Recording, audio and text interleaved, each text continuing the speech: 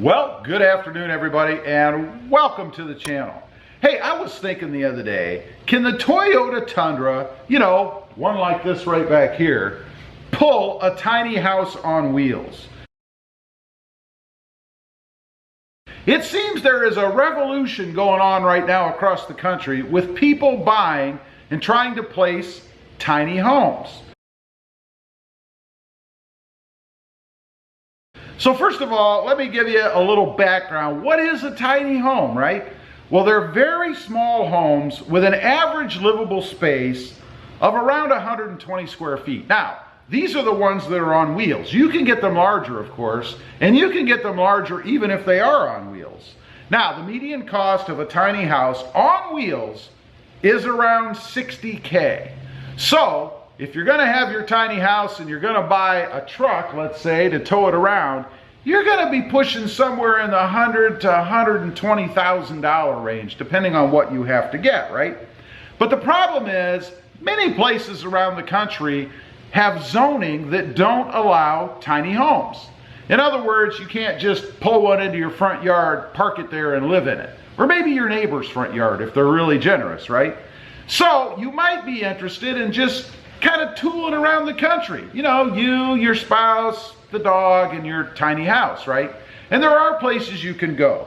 You can take them to RV parks, you can take them to national parks. It all depends on the regulations of the park that you're going to. But there are a lot right now that allow them.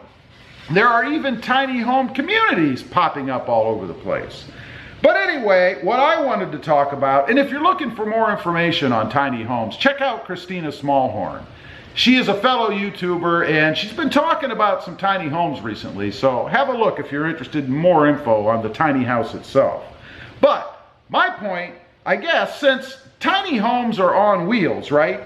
And they're certainly roadworthy, they're even considered RVs in most places still, I believe. You can travel around, like I mentioned, the RV parks and national parks and things like that. But I was thinking, will the Tundra actually tow one? So, the weight of a tiny house varies based on square footage and contents, of course. But at the low end of 100 square feet or 120 square feet, the weight can be up to 4,500 pounds.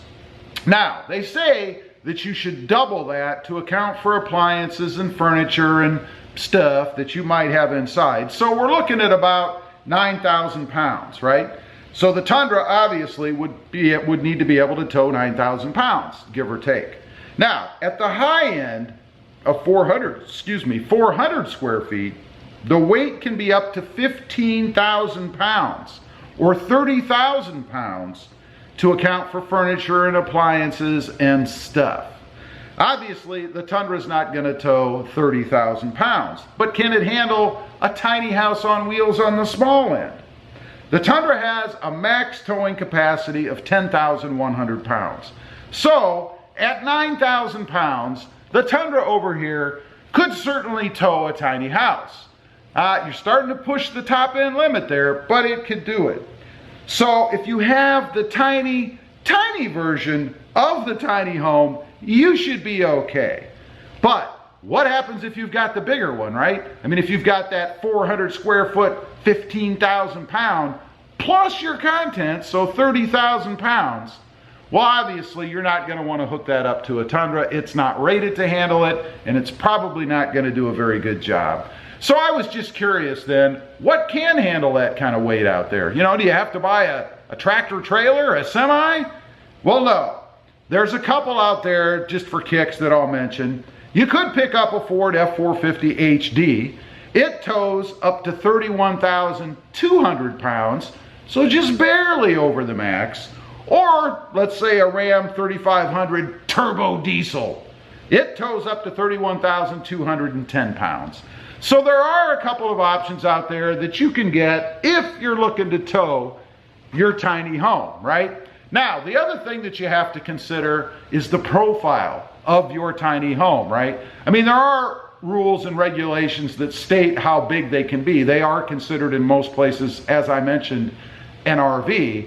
But they do have to fit on the road, right? And they have to fit under bridges. But still, they're like big giant wind blocks when you're pulling them down the road, right?